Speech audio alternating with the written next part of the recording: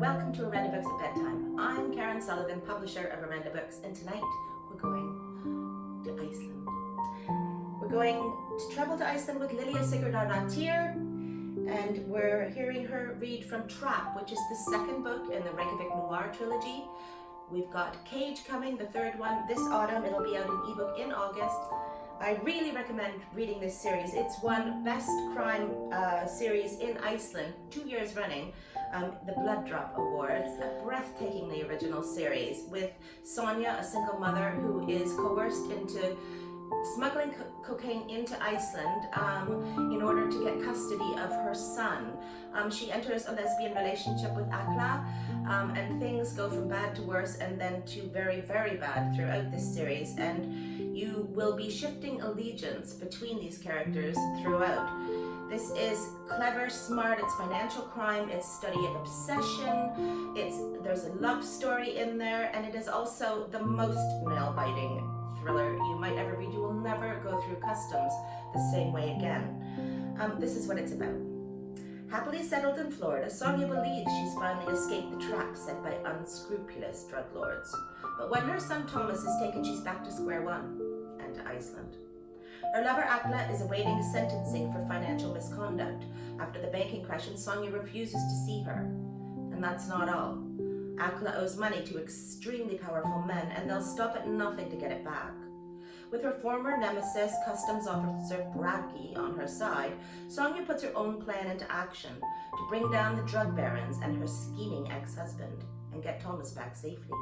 But things aren't as straightforward as they seem, and Sonia finds herself caught in the center of a trap that will put all of their lives at risk. Set in a Reykjavik still covered in the dust of a volcanic eruption, a volcano whose name I still can't pronounce, I'm really sorry, Lilja.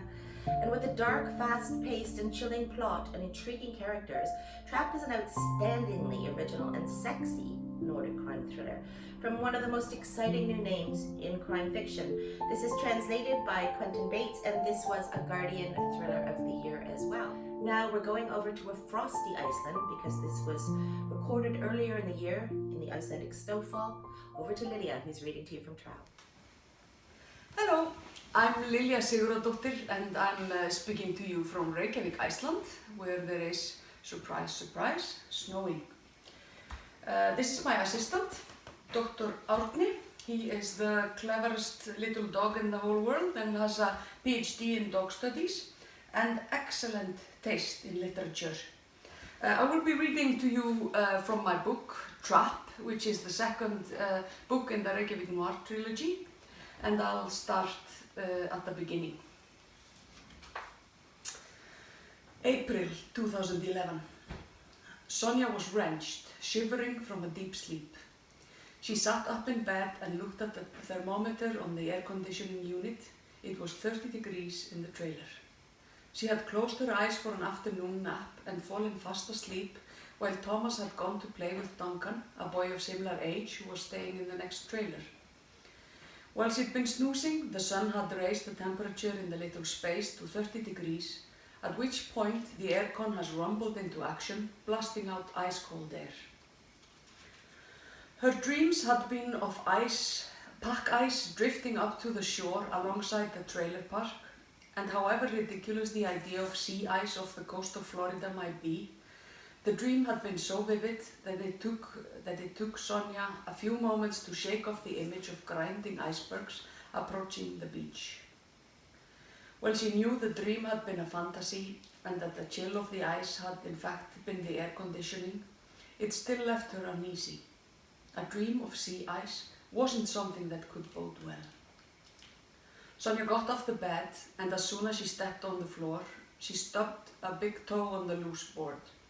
This trailer was really starting to get on her nerves. But it didn't matter, because it was really time to move on. They had been here for 3 weeks, and that was already a dangerously long time. Tomorrow she would discreetly pack everything up, and in the evening, without saying goodbye to any of the neighbors and under the cover of darkness, they would drive away in the old rattletrap she had paid for in cash. She had coughed up a month's rent in advance, so the trailer's owner wouldn't lose out. This time, she and Thomas would travel northwards to Georgia and find a place there to rent for a week or two, and then they'd move on again to some other location where they would stay, but then depart before they'd put any roots down. They would leave before they could be noticed, before Adam could track them down. That was Adam, who was Thomas's father, Adam, who was her former husband, Adam the drug dealer, Adam the slave driver. One day, once they had travelled far enough and hidden their tracks well enough for Sonia finally to feel secure, they would settle down. It would be in a quiet spot, maybe in the US or maybe somewhere else. In fact, it didn't particularly matter where the place was, as long as it was somewhere they could disappear into the crowd, where she wouldn't constantly have to glance over her shoulder. Sonia peered into the microwave, something that had become a habit. Inside, giving her a sense of security by being there where it should be, was the sandwich box full of cash. It was a white box with a blue lid and was stuffed with the dollars and euros she had scraped together during the years that she had been caught in Adam's trap.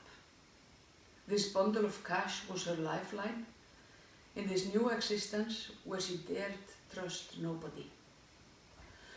She had got herself a prepaid Walmart money card and had loaded it with enough to keep them afloat for a few months.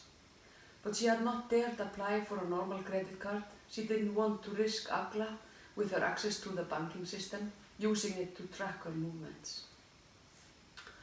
Her heart lurched at the thought of Agla. The memory of the scent of her hair and the warmth of her skin under the bedclothes brought a lump to Sonia's throat that refused to be swallowed. The more time that passed since their parting, the harder she had to work to stop herself from calling her. Iceland was behind her, and that was the way it was.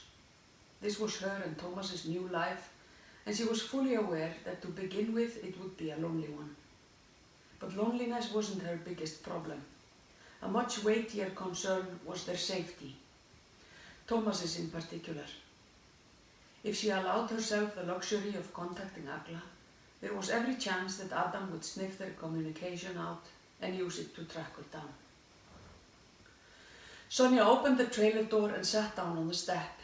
The air outside was hotter than inside the trailer, and the afternoon sun cast long shadows from the trees across the bare earth at the center of the cluster of trailers. Sonia took a deep breath of the outdoor air and tried to throw off the discomfort the dream had left her with. The old toothless guy opposite stood over his barbecue, which sent up plumes of smoke as the fire took. Duncan's mother sat in the camp chair outside the trailer next door, listening to the radio. There was a peace to the place, but it soon would come to an end, broken by the noise of traffic and horns on the freeway as people began to commute home from work.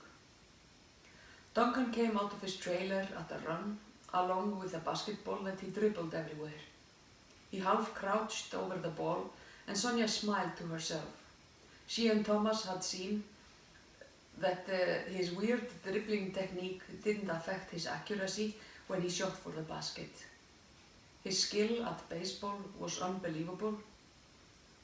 His skill at basketball was unbelievable, and after a few days playing together, his interest had infected Thomas as well. Thomas.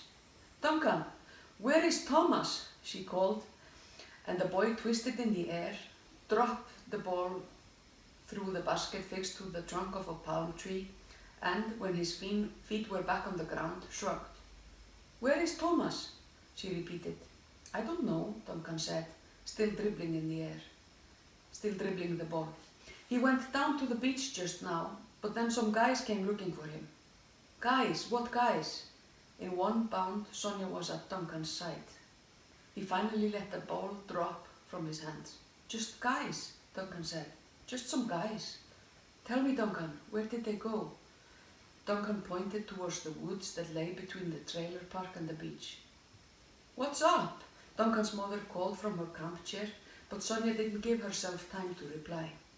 She sprinted toward the beach, her mind racing. The vision of ice on the shore, the groaning of the floes as the waves ground them on the beach, and the chill that the white layer brought with it clouded her thoughts as if the dream were becoming a reality. She cursed herself for not having bought the gun she had seen in the flea market at the weekend. It's never good for an Icelander to dream of sea ice, she thought. That means a hard spring to come, and ice brings bears. Thank you, Lilia. And thank you for listening. We'll see you next week for another episode of Orenda Books at Bedtime.